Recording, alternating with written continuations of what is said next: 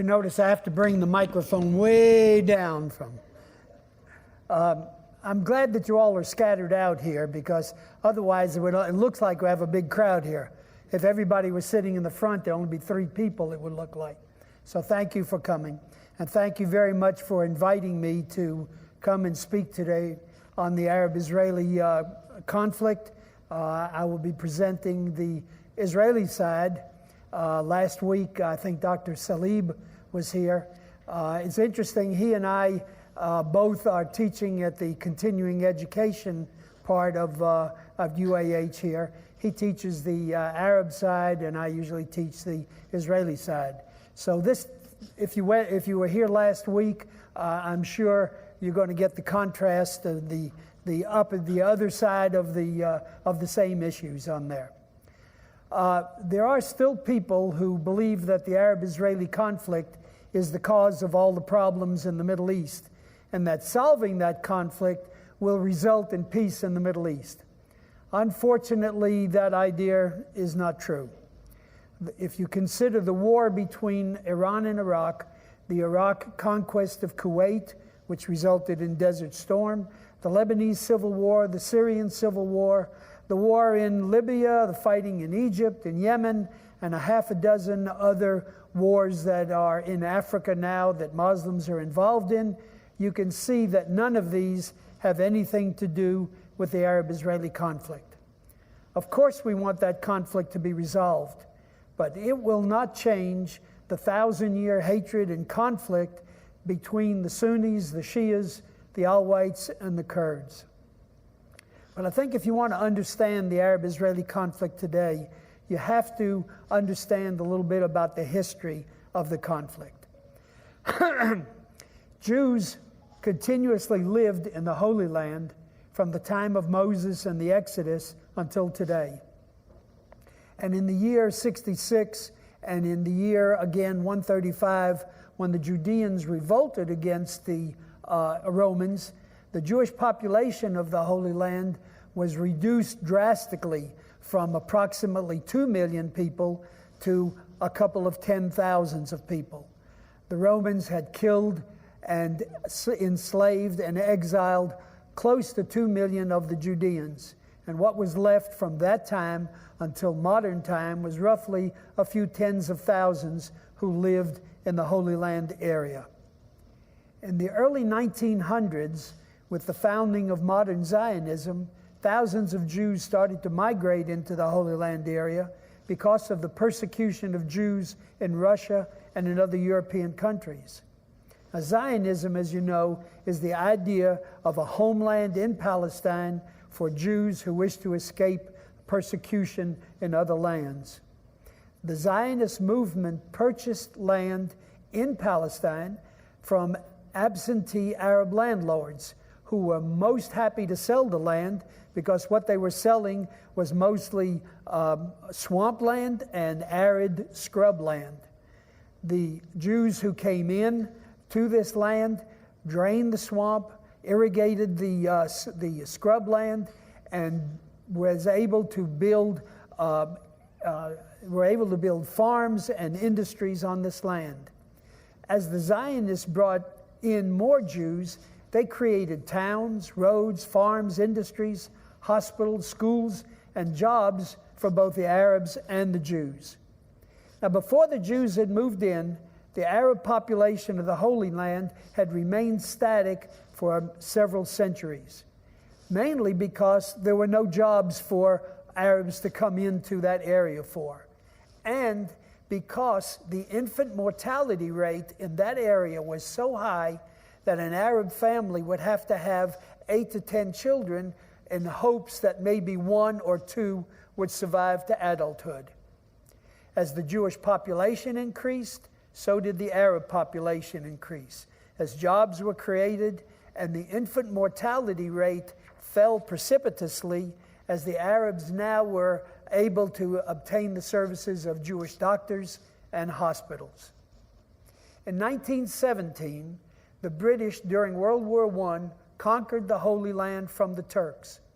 Also in 1917, the British government officially told the Zionist movement that they would help create a homeland for Jews in Palestine. Now, shortly after the war, after the World War I ended, the League of Nations gave the British the mandate to govern this new country of Palestine that the League of Nations had created. And this was the first time in history that a country called Palestine was created with fixed boundaries and a capital, Jerusalem. And the first thing the British did after they were given the mandate to govern this country was to take 77% of the land area of this new country of Palestine, chop off that land, and give it to the Arabs to create the country of Transjordan. And then a year later, just to add insult to injury, they took the Golan Heights out of the northern part of Palestine and gave it to the French so that the French could add it to the new country of Syria. And what was left then for a potential for a Jewish homeland was only 23% of what the original country of Palestine was. From 1920 until 1936, there were periodic attempts by the Jews of Palestine to get with the Arabs of Palestine to try to form a government that would someday replace the British government. But the Arabs were not interested in forming a government that included the Jews. Now, during this period, that's 1920 to 1936, there were periodic riots by the Arabs who were agitated by the number of Jews coming into the country, and the Arabs were in fear that the Jews were going to end up taking over the country. By 1936, the riots and the fighting and the attacks by Arabs on Jewish farms and towns was so great that the country was almost brought to a standstill, and the British government had to bring in a large army contingent to stop the fighting and to be able to regain control of the country again. 1939, between 1936 and 1939, the British had two major commissions investigate why these riots and attacks were occurring. Why did they occur? One was the Peel Commission and one was the MacDonald Commission. And the British government then in 1939 issued an official decree, and it was called the White Paper. And this decree said as follows: yes, the Arabs are at fault for the fighting that occurred in the 1936 time frame.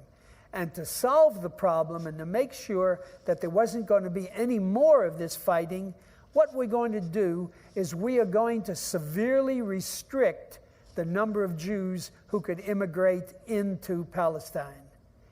And in addition, we're going to prohibit the Jews from buying any more land in Palestine. In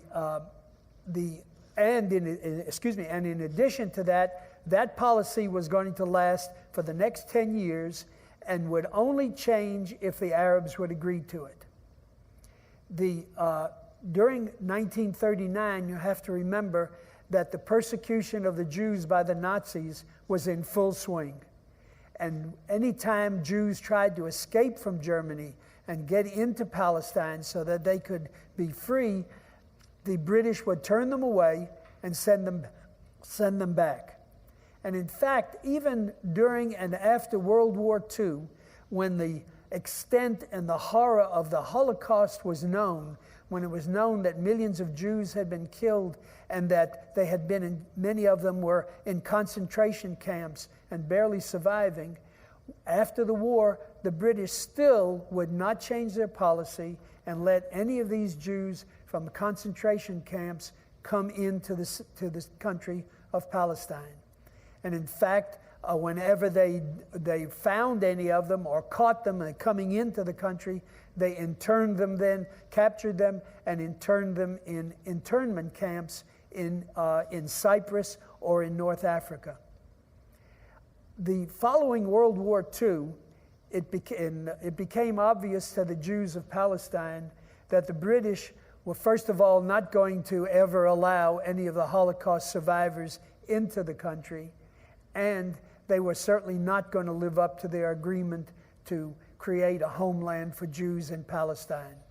And the only way that we were able to solve, we were going to be able to solve the problem of the homeland and get these survivors out of their camps and into a nice home then, was to be able to chase the British out of Palestine.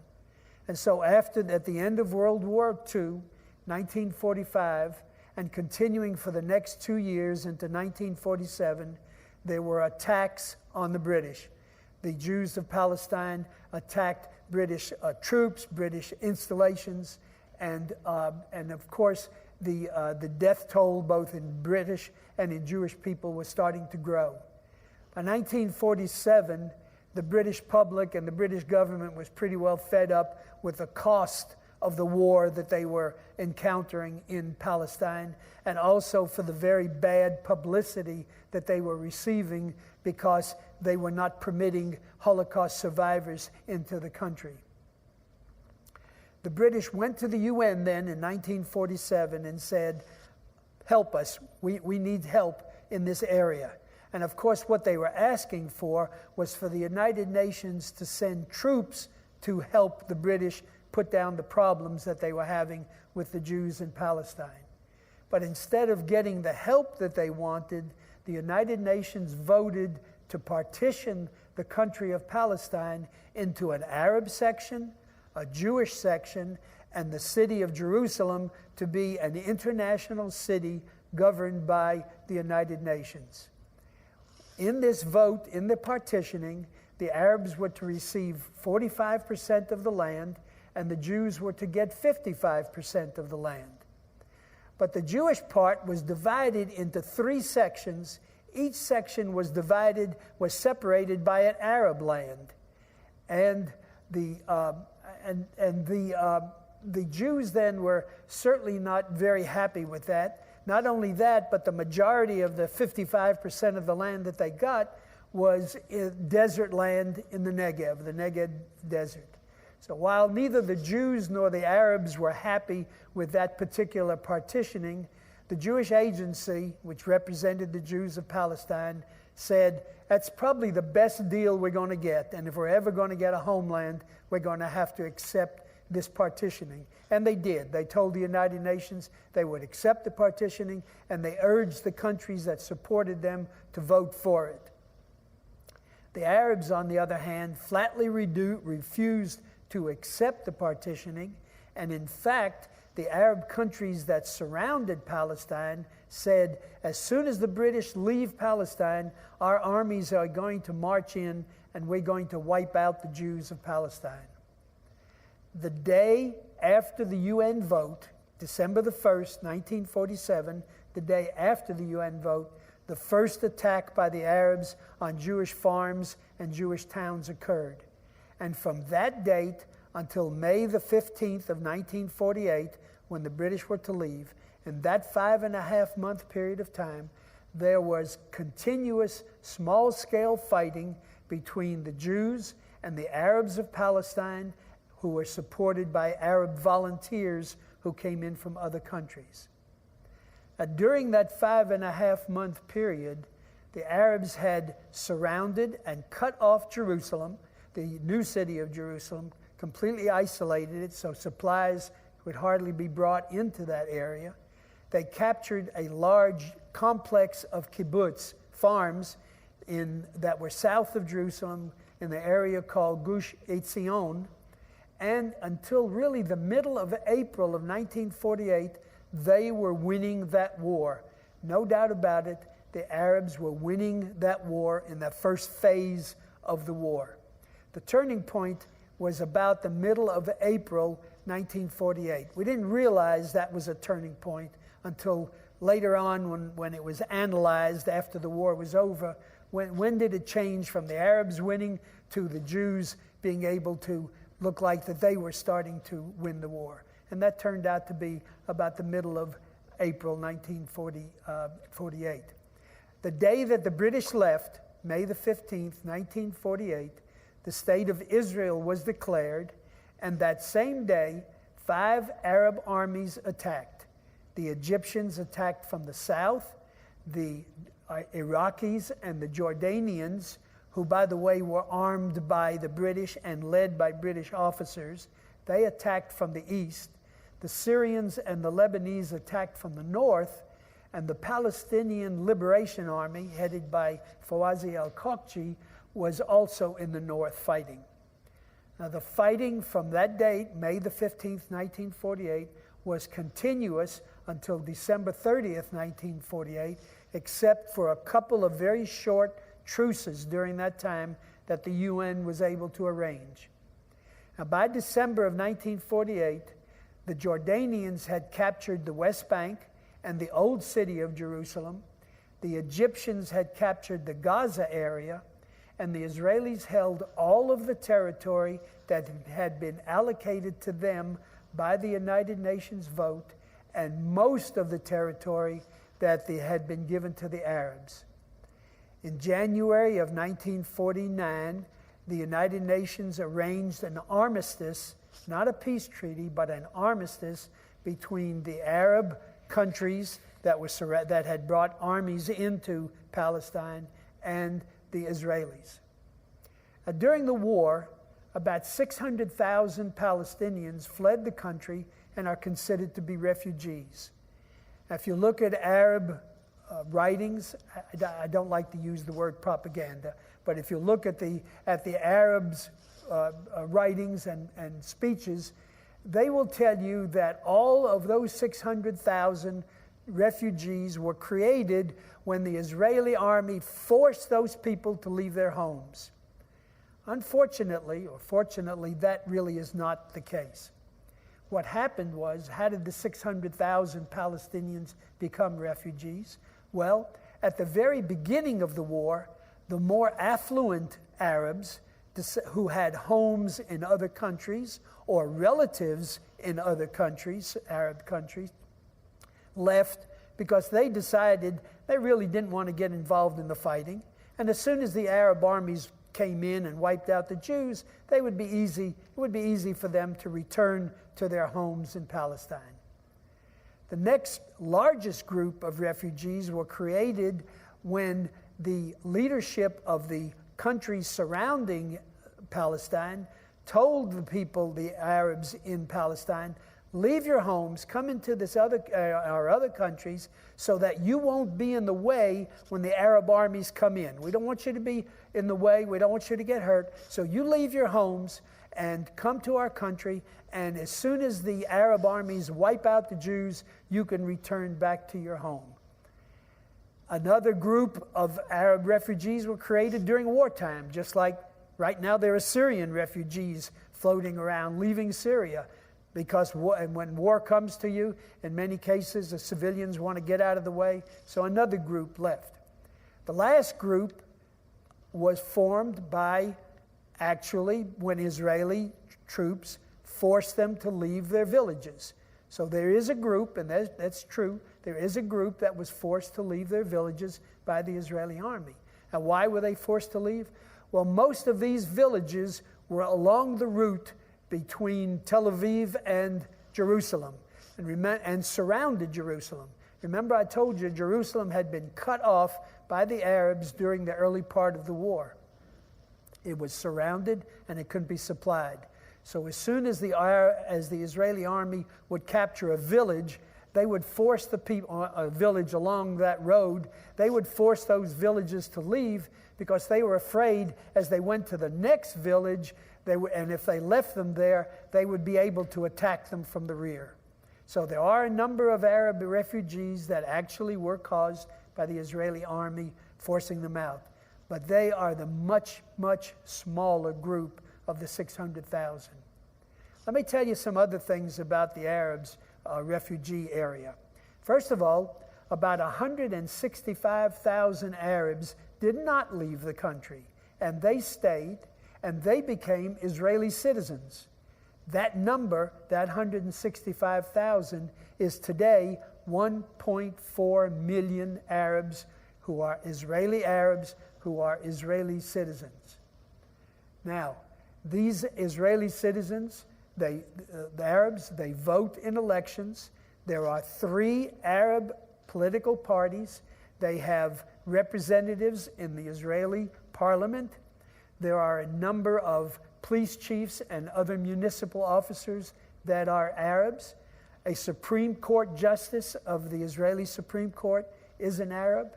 And a couple of years ago at the Miss Universe contest, Miss Israel happened to be an Arab. They have, the Israeli Arabs have all the rights of Jewish and Christian Israeli citizens. The only thing that the Israeli Arabs cannot do is serve in the Israeli army. Now, the 600,000 original Arab refugees have an entire United Nations organization, UNRWA, devoted to feeding them, housing them, and clothing them, and their number has grown to 1.5 million, and they are located in 59 refugee camps in the West Bank, in Gaza, and in the surrounding Arab countries around Palestine now. Now, 65 years later, it's today, 65 years after that event, these refugees are still being mothered by the United Nations. There is no other refugee situation in the history of mankind that has taken this long to resolve. Now let's talk a minute about Jewish refugees. All you hear about mostly are Arab refugees. Let's talk about Jewish refugees. About 650,000 Jews were forced to leave the Arab countries of around North Africa and the Middle East. Families that had lived in those countries for centuries, and in many cases, their families predated the Muslims coming into those countries. Almost all of these Jewish refugees were forced to leave their country with no more than the clothes on their back. They were absorbed into Israeli society. There was no UN organization provided to help them.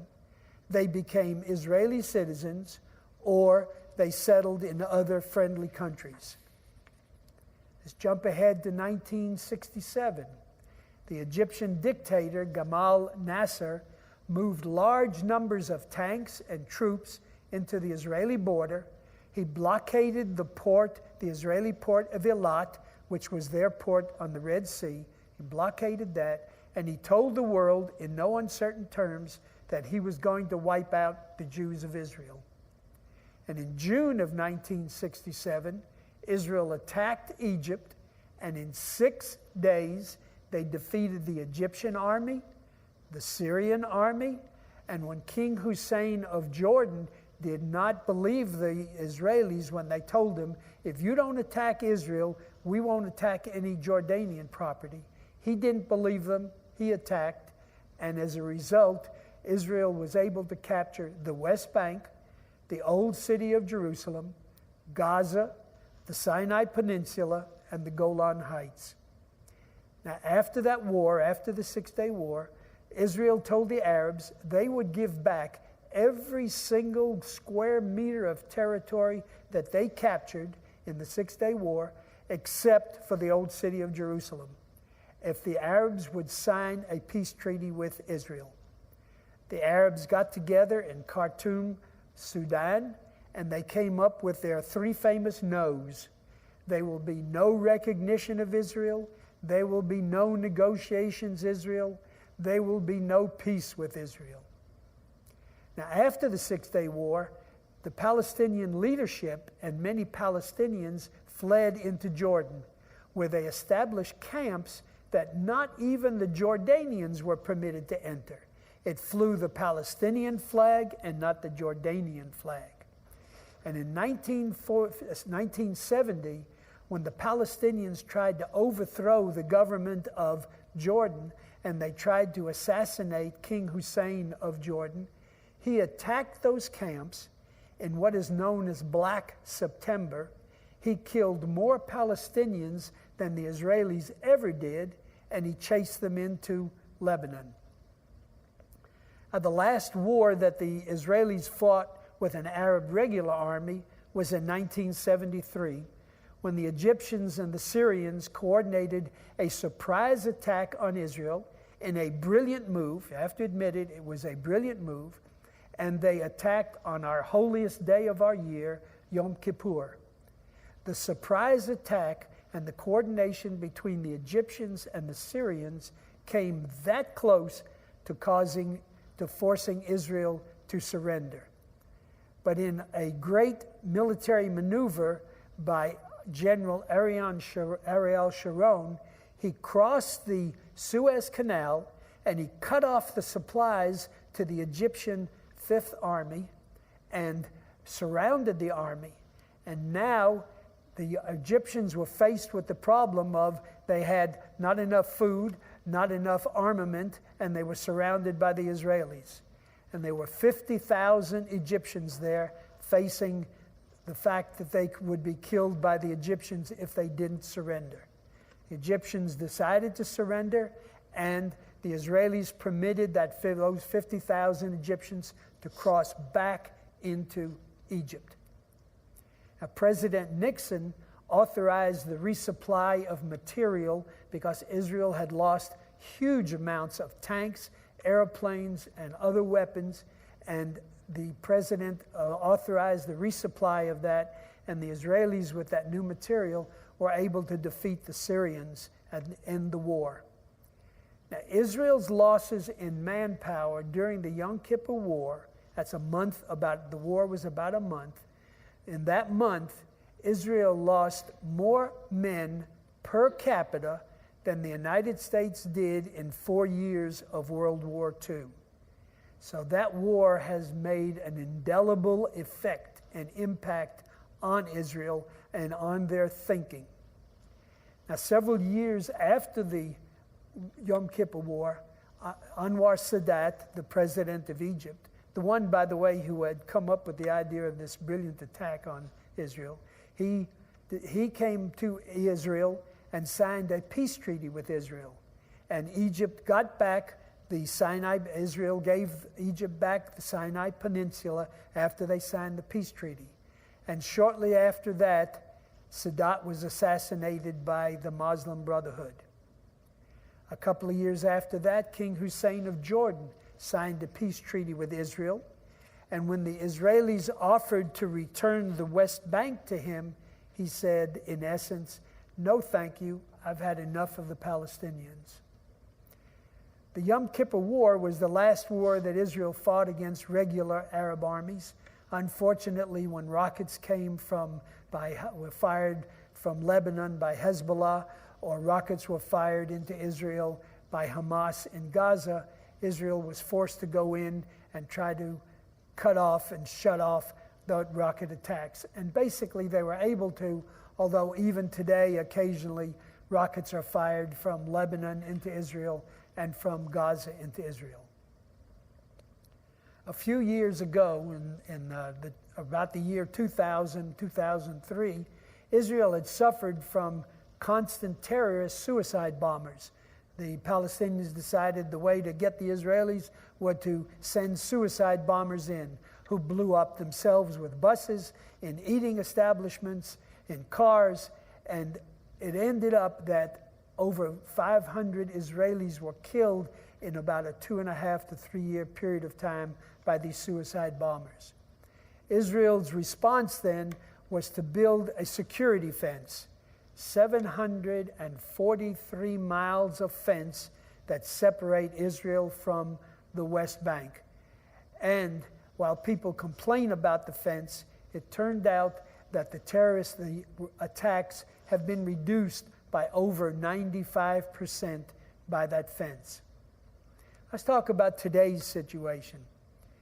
Now, secret talks are being conducted between the Israelis and the Palestinians today, and very little information has been forthcoming. The Secretary Kerry set up guidelines for them, said, if you're going to meet, for Pete's sakes, don't be talking about it, because then that just gives people a chance to jump on you and criticize what you're doing. So don't say anything.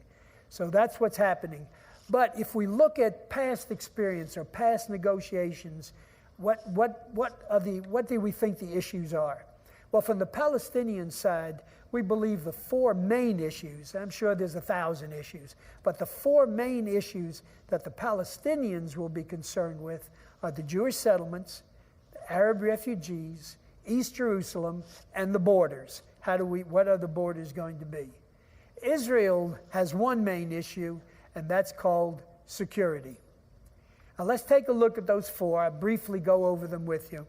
Let's talk about Jewish settlements. When Israel decided to remove its troops from Gaza in the early part of the 2000, about 6 or 7 years ago, they decided that we're going to pull our troops out of Gaza. They dismantled 7 Israeli settlements in Gaza. Now, I'm not talking about settlements that were tents and corrugated huts. I'm talking about beautiful homes and farms, lovely farms that people had built up, the Israeli settlers had built up over a 30-year period. When Israel decided to pull out, they took those 7 settlements, made the settlers leave the area, and turned that land over to the Palestinians in Gaza. Let's talk about, so I don't think that Jewish settlements should be an issue. Settlements in the West Bank should be an issue that could easily be resolved. Let's talk about Arab refugees. In the past, Israel had agreed, or Israel had offered to resettle some of the Palestinian refugees there and to compensate others who they did not settle there. Now, in no way can Israel afford to have 1.5 million Arabs just plop down in their country without completely changing the whole composition of Israel. And they're not going to do that. So it seems to me that the best formula would be permitting some of the refugees to resettle and then compensating other refugees. Now, what that formula would be, how many of each, that, of course, would have to be left up to the negotiations. Let's talk about East Jerusalem. Jerusalem is mentioned in the Jewish Bible 718 times. It is mentioned in the Muslim Bible, the Quran, zip, none, nada. The sacredness of Jerusalem to Judaism is well established. However, in a previous attempt to negotiate with the Palestinians in the year 2000 at Camp David, that President Clinton had tried to arrange, the Prime Minister of Israel, who was negotiating for Israel, Ehud Barak, he told Arafat that if they would sign a peace treaty, as part of the peace treaty, that the Arabs could have the Arab sector of the old city as their capital. Now, if you look at a map of the old city or the walled city of Jerusalem, you'll see that the Arab sector is almost half of the city. Now, I don't know if that offer is still on the table, but at least it was made at one time to the Arabs. The response by Arafat after Barak told him, let's sign a peace treaty and you can have that as your capital, Arafat's response was, the next day he packed his bags, left Camp David, and never said a word, a response to the offer. The fourth issue is borders. Israel has stated that it is willing to do some land swaps with the Arabs, since some of the territory, especially that territory around Jerusalem, is really required for security. The Israelis remembered that in the War of Independence, Jerusalem was surrounded by Arab villages and cut off from Israel. And they are not going to let that happen again. So that territory they will not give up, but they will swap land with the Palestinians for that. Now, what does Israel want? Again, Israel wants security. And from the talks, unless the Arabs can convince the Israelis that the results of the peace talks will be a peaceful, neighboring Palestinian country, the talks will not succeed unless the Israelis believe that a genuine peace will come from that. Let's look at Israel today. Israel today is the only democracy in the Middle East and the only country that has supported America 99% of the time in the United Nations, in world diplomacy, and in intelligence gathering. The economy of Israel is in fairly good shape, other than the fact that Israel spends more on defense per capita than even the United States does. Israel has more startup companies and more of them listed on the NASDAQ stock exchange than any other country other than the United States. They have more startup companies listed on NASDAQ than the European Union does, or any other country, any other group of countries. In a given year, Israel publishes more books than all of the Muslim countries combined. Not just the Arab countries, but all of the Muslim countries combined. And while Israel has basically kept out of the Syrian civil war, on the quiet, they have set up army field hospitals on the Syrian border, and they treat wounded Syrians on both sides. They do not differentiate. If a wounded Syrian comes to the field hospital, they will treat him. And if the field hospital is not capable of treating that particular wound, they will take the Syrian to an Israeli hospital inside the country. And there is no charge to the Syrians for this treatment at all. I thank you very much for your patience listening to me, and I am open to any questions.